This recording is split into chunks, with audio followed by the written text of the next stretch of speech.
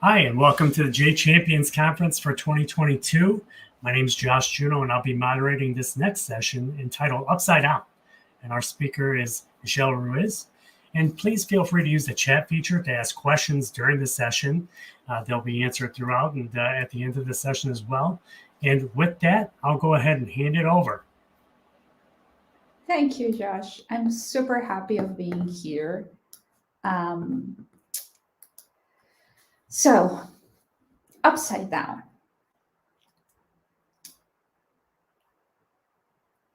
I cannot stress how difficult the last few years have been.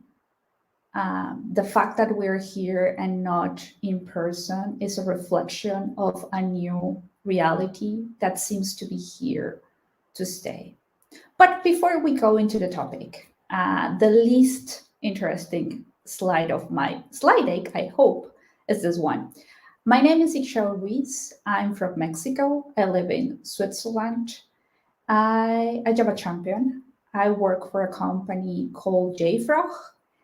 And we have a surprise for you. If you want to enter a raffle, we're raffling a Nintendo Switch. So you can scan that or go to that webpage and you can enter the raffle. So good luck. So again, back to the topic. We have encountered so many challenges. So many things have gone in the direction that we didn't expect. And at some point, we kind of felt that everything was upside down. But we cannot only blame COVID-19 or COVID-20 or COVID-21 now about that. We have had already challenges, extremely big challenges with dire consequences like climate change, fires all around the world. But this point in time where a global pandemic met with our already stressed systems show us the cracks in our society. And it's not only the physical health. For example, the people that haven't suffered COVID so far, but just being in lockdown or under so much stress, we have seen an increase in heart conditions, mental conditions, depression. The amount of young people that have thought about suicide has sometimes tripled in the last year only. We have had problems with our eyes. I mean, for example, working from home means that we have a lot of time watching or focusing on the screen. And this actually makes us blink less, like 5 times less. So we had so many effects by this new changed reality. And I'm not only talking about the effects of people that have suffered COVID and are still living with the long-lasting effects. That goes from respiratory concerns to heart, mental, or blood. As I said, we have been under so much stress for so long. So the quantity and the type of stress has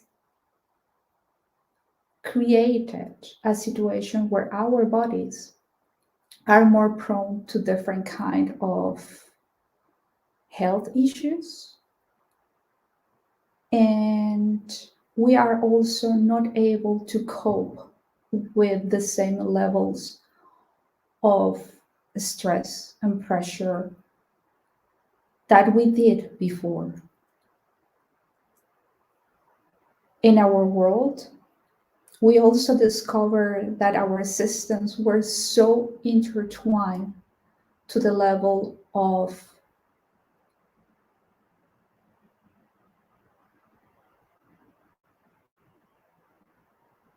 risk. So our chains of manufacturing were very direct. We knew who our suppliers were one-to-one, but we didn't know and we didn't have clarity about what were our different or more in-depth levels of suppliers. So we didn't know who our supplier was. We didn't know who were our the other clients of our suppliers. So for example, in the chip industry, at the beginning, the automotive industry decided that maybe during this pandemic, with people in their houses, there was not going to be the demand for cars. So they decided to stop the production lines. At that moment, one of the most important parts was microchips. So they stopped the lines, they just stopped all these orders. Other industries began to build more, like for example, new laptops, entertainment consoles, PlayStations, began to ramp up their production because more people inside their homes meant more demand for this kind of products.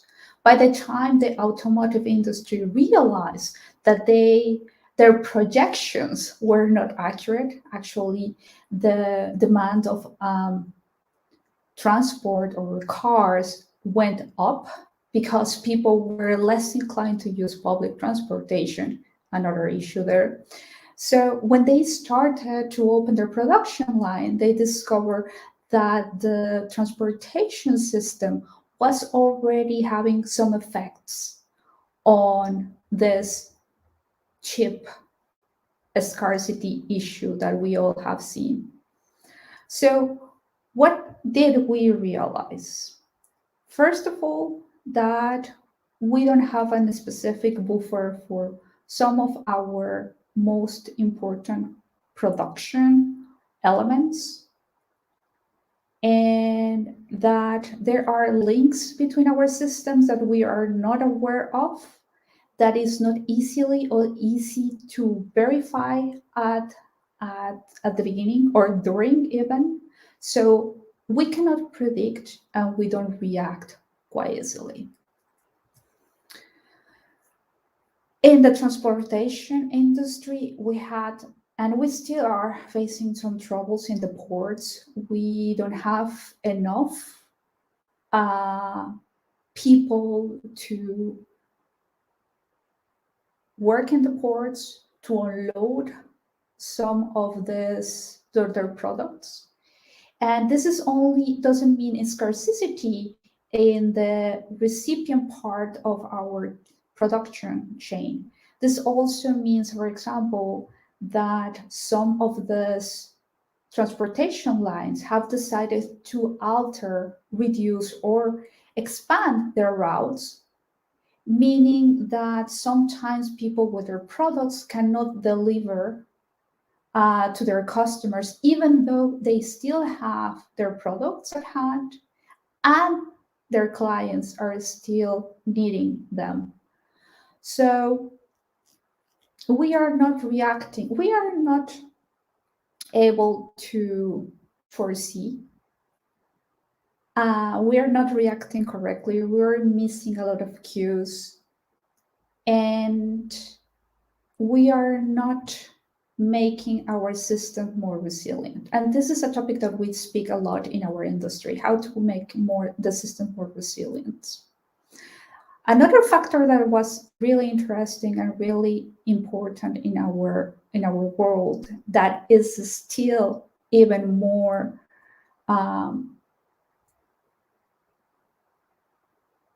evident is the food security. Between climate change, supply chains, transportation, and demand, we have seen that our food security has been reduced. We are not producing what is needed when is needed, and we're not delivering to the people that really needs it. This, in turn, has created and eroded our social welfare in significant ways all around the world, in different countries and in different social groups. I usually don't spend a lot of time in this because what I'm bringing you is bad news. And sometimes we really try to avoid hearing about them. We really try to prevent more bad news from entering our small bubbles and our minds.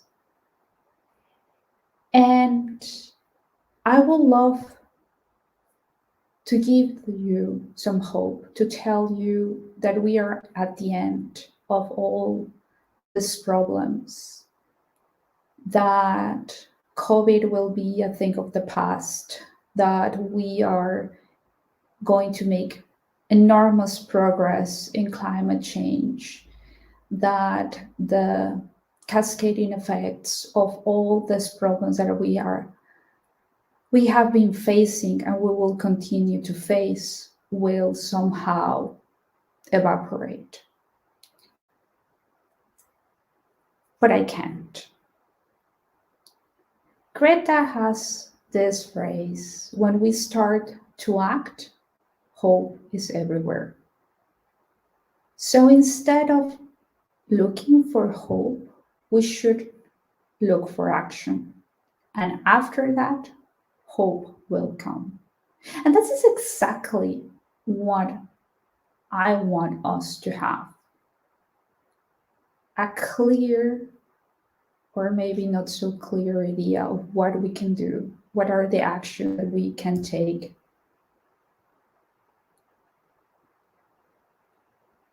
to save the world.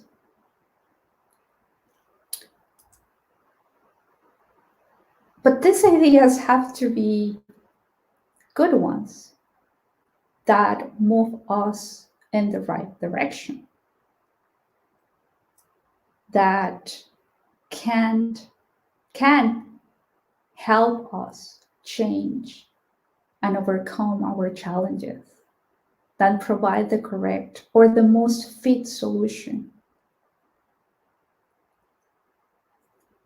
And I love this phrase of Margaret Heffernan from when she's talking about social capital. She actually says that ideas, and more specifically, the great ones, emerge a little bit as a child is born, kind of messy and confused, but full of possibility. And it is only through the generous contribution, faith, and challenge that they achieve their potential. And this is the part that is crucial. They need generous contribution to achieve their potential. We always need the right feedback. We always need to listen, because I can guarantee you the best ideas hasn't or weren't born perfect. They had to evolve. They have to have been challenged. And by sometimes only speaking out in a group with different perspectives, but with candor, those miracles of enrichment can happen.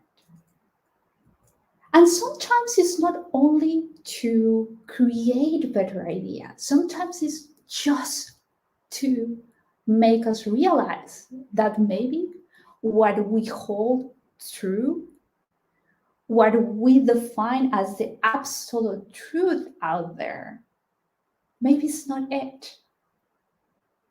Maybe it's just an illusion that we believe. So how do we challenge our own beliefs? How do we enrich our own ideas? How do we help others to build this creativity process, or to develop this creativity process that we all need to solve problems and to face new challenges? This is where this specific topic comes in place. Diversity and inclusion has been a very intrinsic part of my life. I'm a software developer. I have been a server-side developer for most of my life. I was Linux enthusiast many, many years ago. So I was this kind of teenager that will recompile the kernel of their machines, help other students to install the basic versions or the most early versions of Linux. And so I don't have to tell you how rare, sadly, is to see women still at conferences or as speakers in our Java community. So one of my promises to myself is whenever I present in a conference, I always send two kind of proposals. One is a technical one, and the other one is a diversity and inclusion session. But when I was faced with creating the diversity inclusion session, I noticed that this is not about a gender only. This is about how we are all different because we have a different background, we have a different story, we come from different countries, different beliefs. When people ask me, what is your experience, your professional experience? I'm like, do you want the perspective of a Mexican having lived in the US and now working in Switzerland with German, Swiss, and German-speaking colleagues? Do you want the version of a woman deeply involved in community and sharing knowledge? So, or do you want the perspective of a conference organizer that has to look for new topics into their sessions and reach as many developers as she can? So this is me, and all those perspectives were given by my background. And like me, I have met developers around the world that have the most interesting, passionate sometimes stories about how they are in the tech world and how they are end up where they are. So diversity is a given. You only have to talk to a fellow developer in our industry. Our industry allows remote work. Our industry is so much in demand that our colleagues are usually from other countries, other cultures. So it is a fact in our industry, and I'm happy for that. What is not so common in our industry is inclusion.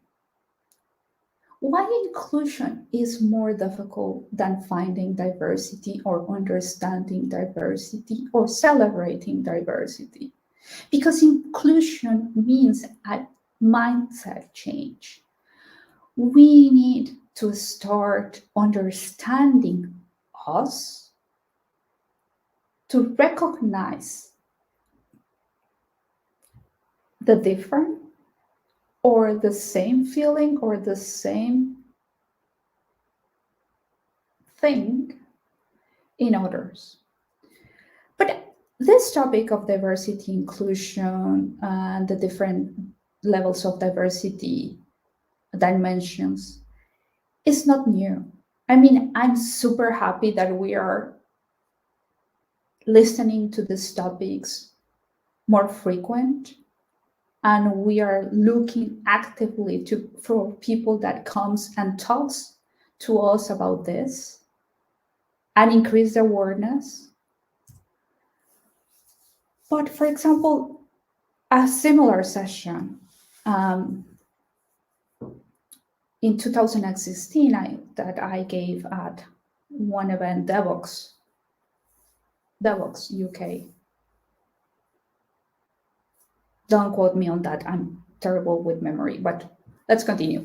So in this particular session, I was talking about, for example, different papers or different studies about how the different dimensions of diversity had a precise and measurable effect on the revenues of innovation.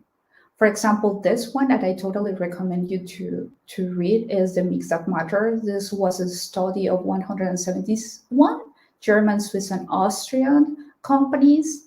And this was around 2016. So this is way before Goldman Sachs introduced their policies about only investing or rating better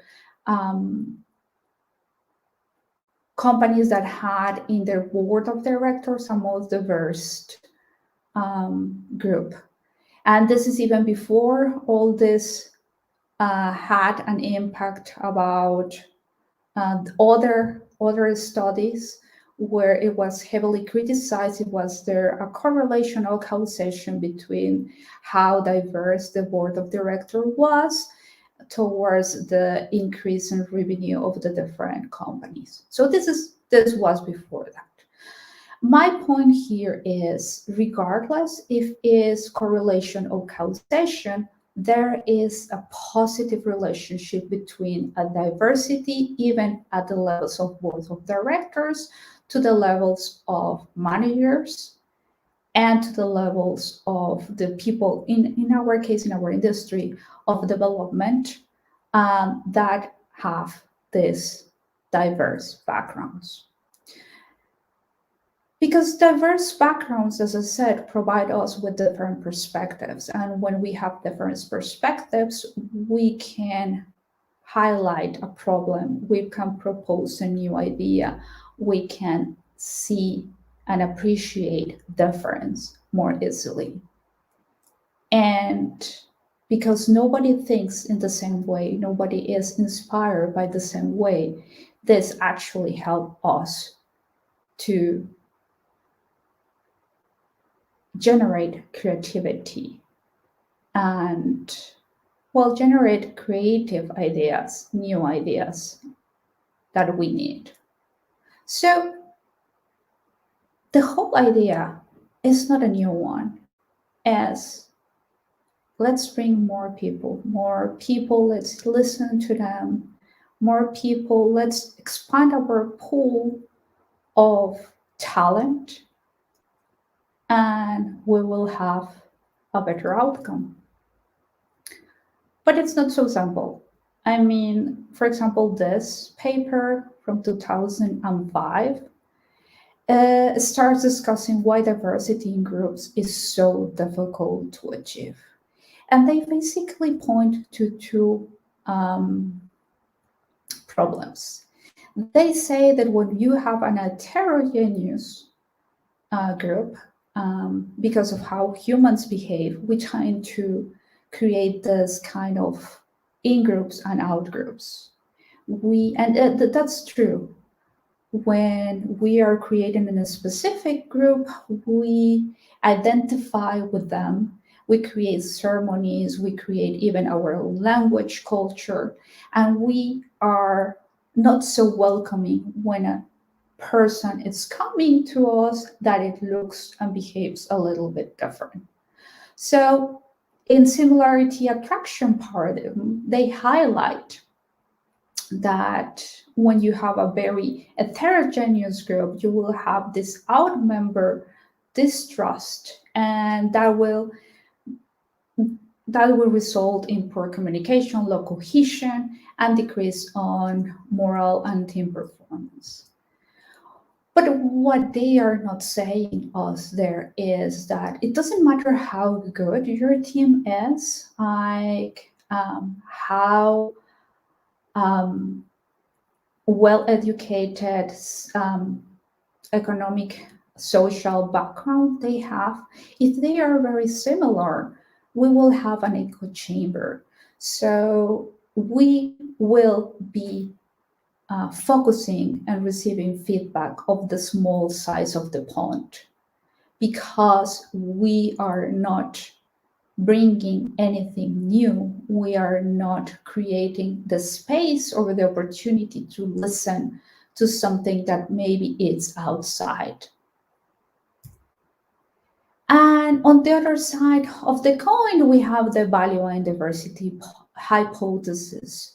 So the proposal is that when you bring different people or people with different diverse backgrounds or the diverse dimension, as I said, is economical, gender, socio-political beliefs.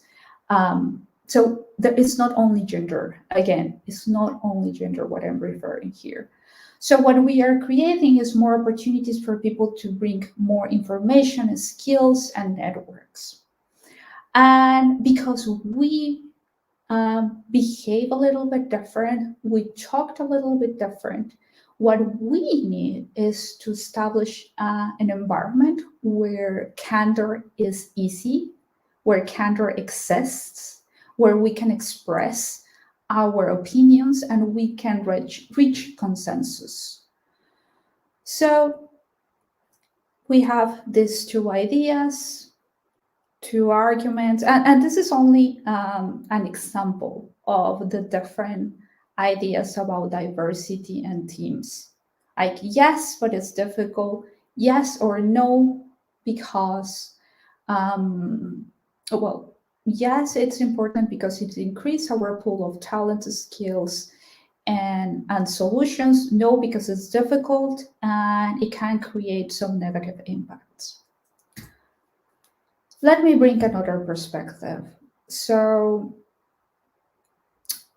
Google tried, inspired by the success of the Google, there's another project called the Project Oxygen, where the people analytics teams studied what to make a great manager.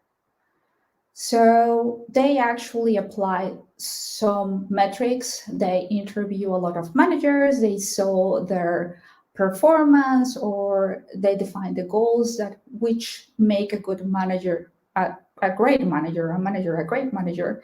And so they develop this kind of recipes or key ingredients. But they actually apply the same methodology to teams.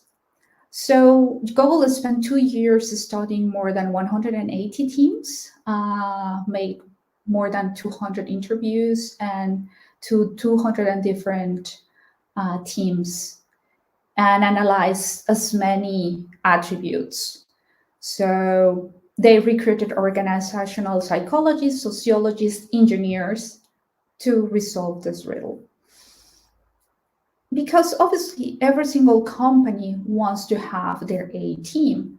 So when they interview the managers and ask, how do we create our A team? How do we create our perfect teams? So there was a lot of ideas out there. Some said that we need to create teams where we have the superstars. If we have the superstars team, then for sure we will have the best results of outcomes. Others thought that if we have these teams of people that have the same hobbies, the same interest, then cohesion and communication was going to be easier. And even they were continue working or being engaged even after hours because they share some kind of passion. So at the end of the day, what turns out to be interesting is that the who was not as important as the how the team behaved.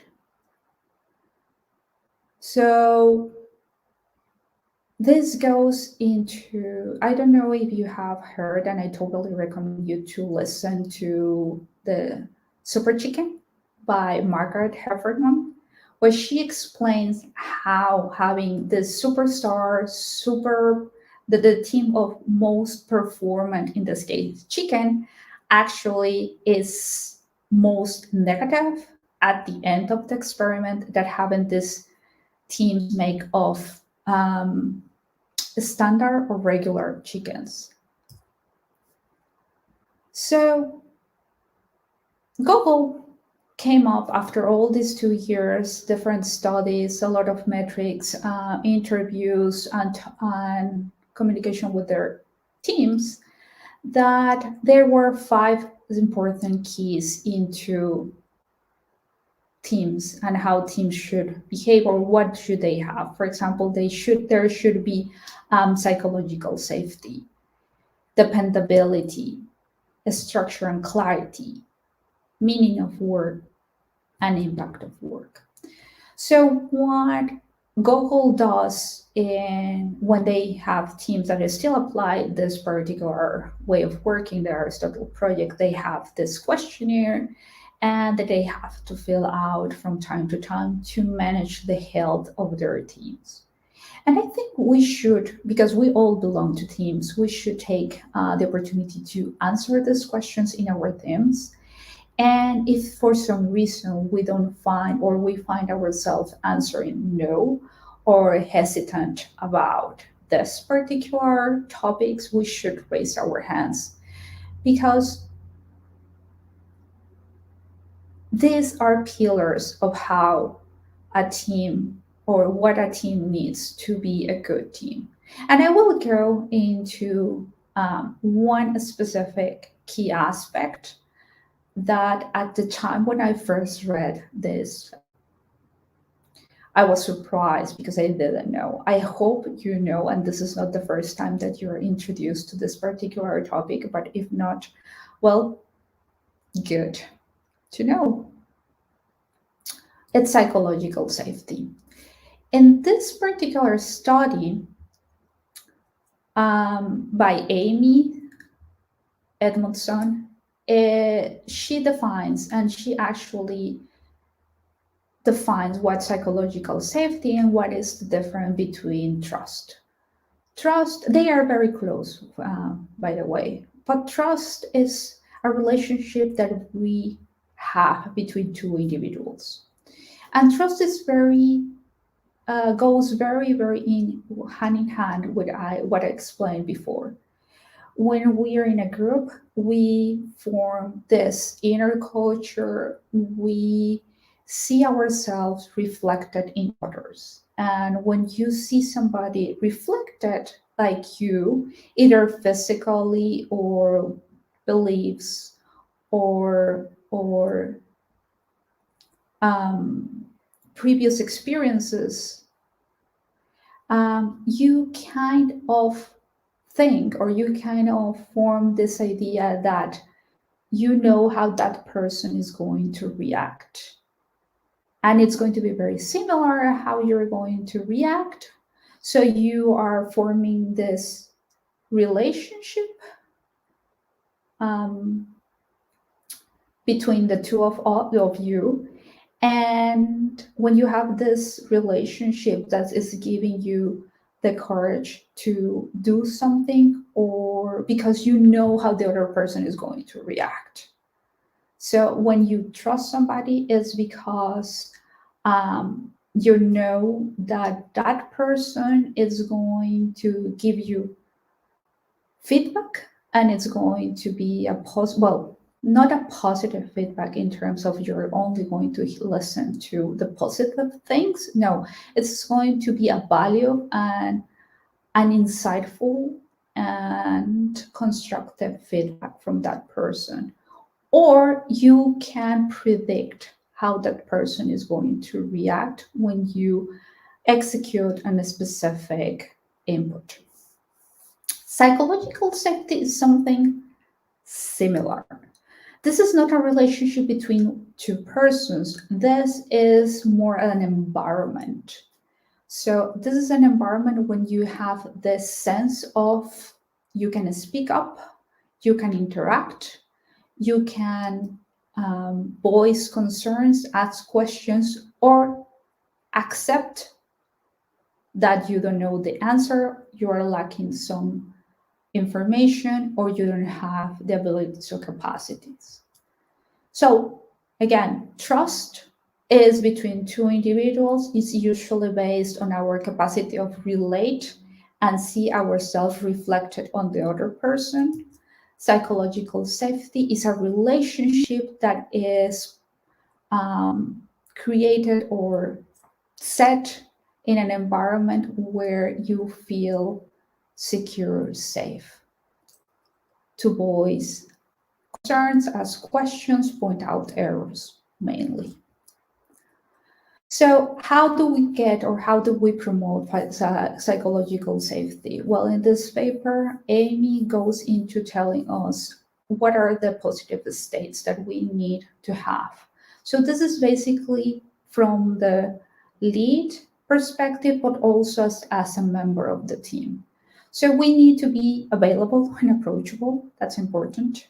We need to invite input and feedback. We need to be open to our own fallibility. We need to start by saying, I'm not perfect, I'm wrong, I'm human. By expressing vulnerability, we can reduce some of the barriers created by status differences. And when we hear comment or and input from other parts of our team, we need to reassure our colleagues or our team members that there is not going to be any harm to their reputation if there is a negative or not what traditional we will consider fit response on their part. We need to have practice fields, context support, and be aware of emerging dynamics. This paper actually is situated in the healthcare industry, more specific in hospitals. So they described like this two different hospitals had their perspectives into psychological safety. On one hand, there was this hospital that was very, very interested on practicing, and there was this traditional one that didn't. And the practice fields was a point when they describe, for example, in new procedures, surgeons from the hospital A that didn't have psychological safety could join a new operation team without even met them before, even when there was a new procedure to be executed or to be done for the first time. In the psychological safety environments, what you have is when you are facing new or non-tested or non-standard procedures, what they do is in the practice fields, it's dry runs. So first of all, they try to simulate what is going to happen in case during this execution there is a mistake. It is important that there is the first assessment of the people involved. They're saying, we made a mistake, and this is a mistake.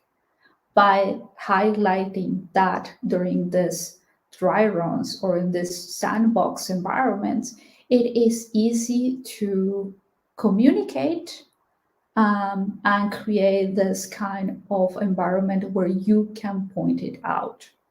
The other example that is also in this paper and it's really interesting is how nurses were able to contest or ask questions to the resident doctors about their dosage or the drugs that they were administering to their patients. So as you see, sometimes this kind of situations are life or that kind of situation. So I was telling my husband, if I ever go to a hospital and I ask one of the nurse, do you know something about psychological safety? Do you have and they answered, no, I don't want to be there at all. The other thing that it should be is context support. We need to provide all the tools that are needed for all our team members to deliver the best work that they can. So, and this is particularly important right now during COVID, and most of us working from home, and sometimes in setups that were not thought for working from home. For example, from network connections to cameras to laptops to security devices, even to the rooms that we need now to share with our family members. So all this have an impact in how we can relate with our team members and how these are affecting our work. And one of the things that the author remind us is that we need to be very, very aware that there are emergent dynamics in any team and that we are participating in or being part of. And we need to recognize them and avoid or diminish their influence. For example, that's not true. But there may be some kind of dynamics appearing in the team, like a father, a mother, a favorite son. So when the favorite son expresses an idea, suddenly it's the best idea ever. But when the black sheep of the family is expressing the same idea, nobody cares because it's the black sheep of the family. So we need to realize that happens even in the best teams, and we need to counteract them with different strategies. For example, the person that is the author of an idea shouldn't be the one championing the idea. So we could separate the championing from the author of the idea, so we prevent this kind of the favorite son of daughter propose the idea, so it's going to win for whatever reason, and the black sheep's idea is not going to win because it's the black sheep. So by understanding, noticing, and acknowledging, we can do something about them. By only introducing these 5 factors into any of them, we get better behaviors, help seeking, feedback seeking. We enable people to speak up about errors and concern, and voila, we create an environment where their innovative behavior is present and innovation can happen. And let's remember, creativity is a self-formed expression. So we won't have the best ideas, we won't have the innovative ideas if we cannot express them, we cannot help develop them in a better way. There's another really nice study about the secrets of great teamwork. This is from the Harvard Business Review. But what they are talking about here is the Richard Hackman, who was an organizational behavior specialist that during the 1970s studied how to create good teams and teamwork. So in more than 40 years, he uncovered that what we need to thrive, it is enabled conditions. So yes, we need collaboration. We need to know our personalities, attitudes. We need to have behavioral styles, but we also need to have enabled conditions. So the enabled conditions that Hackman is championing is, for example, have compelling direction, a strong structure, supportive context, and shared mindset. So direction, we all need to know where we're going, why we're going, why does it matter. In a structure, we need to have clear rules. How do we behave in this thing? What is not acceptable? It's not acceptable to be impolite in a merge request. It is not acceptable to have a merge request of 30 lines of code and have more than 100 comments on the merge request. It is not acceptable to say, how could you not know? Those are really interesting. Shared mindset. We need, even though we are different, we come from different backgrounds, we have different roles in our team, we have to all identify we are part of this team and this is our goal and this is our identity.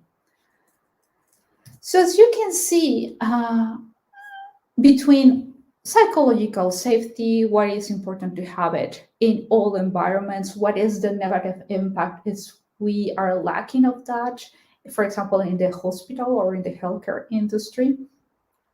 And how do we benefit even in our industry, in developer teams, in the development, software development industry with software development teams? We have very, very overlapping ideas. So we need to have a strong structure with clear rules. We need to have the same kind of goals, structure, and clarity, and we have to have psychological safety. But the other side of the coin is I bring myself into a team, and I are a combination of my personality traits, my story, my background, and who I am. Well, of course, it's important to the rest of the team, but it's also important to myself. So I recommend you to take some personality tests if you haven't done it. Probably you have heard of Myers-Briggs. This is the most common one when you are applying for a new job, etc., etc. But I actually suggest you to use your Ocean or the Big Five, because this one, it's more translatable to different cultures. I mean, the kind of questions can be more related to different languages and different backgrounds in terms of cultural backgrounds. And I have my very own opinion about Myers-Briggs. So diverse Ocean, it stands for openness, conscientiousness, extraversion, agreeableness, and neuroticism, and their counterparts. These are spectrums, and maybe you are very aware of extrovert and introvert, because this was very very popularized for many years. And one of the important things, well, there are several important things, but one that catches my eye is that we don't,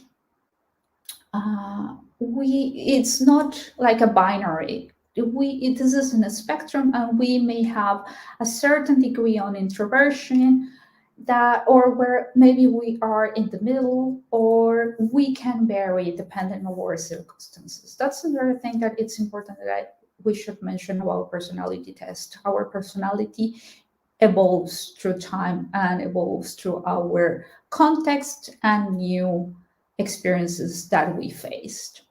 So let's start. Openness to experience is how willing we are to try new things. And people that are score highly on this usually are very creative, have mental flexibility, and they are statistically more intelligent. Conscientiousness is goal-directed behavior. Once it has been defined on a specific set of tasks, people that score really high on this will follow through. In my personal experience, I have worked with people that like show this kind of behaviors because of their culture. For example, my colleagues, my German colleagues, are usually very goal-directed behaviors, and they usually need the action items and the key takeaways. Extraversion, we know this very, like this is part of our culture. It turns out that we individuals have a different need of social contact, and this is actually at the level of the brain. So there are people that get more stimulated by the energy of the environment, and there are others that not. So agreeableness, how friendly we are, how eager we are to be accepted, to be included, and how do we establish a relationship, how fast we can do that, how easy or how difficult for us to do. Neuroticism, this had such bad press in the past, but now there's a lot of studies that are bringing neuroticism, or people that actually score very high in neuroticism, saying that this is actually really good for example, managers, because there's the people that are always under-promising and over-delivering. One of the reasons that I'm talking about ocean is because InfoQ has this really, really interesting article about how personality matters in software development. Because this is what I was trying to tell you since the beginning. How we create a team that is diverse, that can leverage all our differences in personality, in other dimensions of diversity, economical background, cultural, gender even. It is by creating this synergy between our like best traits, best personality traits, to cover all what is needed in a good team. For example, we always need a developer in our team that is willing to try the newest tool there, that is super excited, that it's always telling us this is going to solve all our problems. But we also need our colleague that is focusing is we cover all our bases. Are we sure that this is actually fulfilling all our requirements? Are we sure that the documentation, that it's mature enough, etc., etc.? So we also need people that likes to create this sense of team, that it's talking to everybody, it's making sure that the information is traveling in a good way in our team. We also need our colleague that is always thinking about all the things that can go wrong in every single release. And thanks to that colleague, we usually catch all the problems ahead of time. So our personality traits will make us excellent at some things, but will also make us liable to some burnouts, to some preferences. For example, an introvert is not going to be very enthusiastic about events, very enthusiastic about speaking at meetings. So we need to understand who we are and who the other person is to make our relationship work. So it's not about, yes, let's be all different. Let's create an environment where we can express our difference, where we can bring what we are, who we are. But it's also, I know that you are X, Y, Z, and I value what you're bringing. But I also know that you require me to behave in this matter. And the same applies to you. Can we change? Yes, of course we can change. Can we act out of character? Yes, of course we do. Because of love and job, we usually are able to act out of character. But if we do this for long periods of times or very frequently, we are in the risk of burning out. So understand who you are, accept who you are, understand who the other person is, and accept the other person, and try. Let's meet in the middle. So what I'm talking here about is, let's allow ourselves to see with new eyes what we have, where we are, and be more open. And collaborate more easy.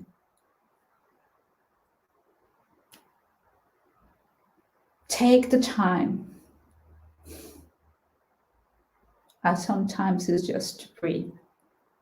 Sometimes it's just to acknowledge that we are not the center of the world, that we are not the metric. As I said, just because I can do it doesn't mean that you can't. And I shouldn't expect you to be able to do it, and vice versa. Just because you can do it, that doesn't mean I can do it. And you should respect that. Thank you very much. As I said, we had from JFrog, we have a raffle, and if you want to enter it, this is your moment to scan that. It's a Nintendo Switch. So if there are any questions, I'm more than happy to take them. Thank you, Ixchel. That was a great topic and a great presentation. Lots of great concepts there. And it seems that lots of people are thinking about your presentation, and there is not. I don't have a lot of questions coming out of the audience, but we certainly have lots of people thanking you for the awesome talk. Oh, thank you. Yes, I see Jesper over there. So yes, well, thank you very much. If you like the presentation, I'm more than happy. As I said, this is a topic that I hold super dear to my heart, because this is not about gender. This is about diversity. This is about the self. We are all different. Indeed.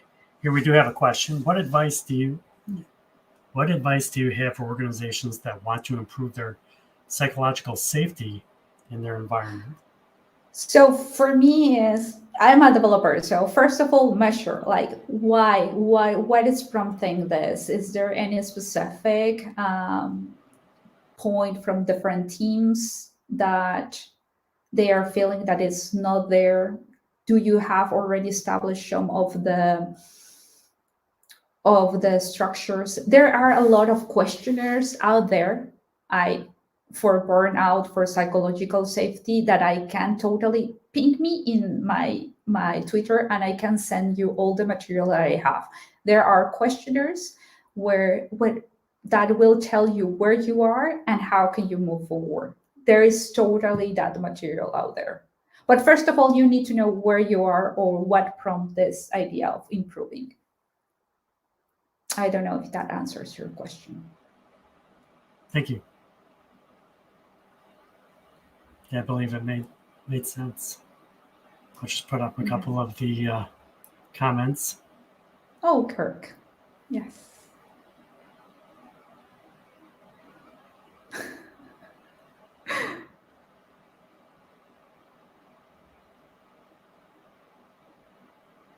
Yes, the last years in isolation have created a lot of stress and this feeling of loneliness. We really need to go back to normal in different settings. So yes. Well, thank you very much. Thank you very much, Josh, for being such a gracious host. And thank you very much for everybody else that was at the session. Thank you, everyone.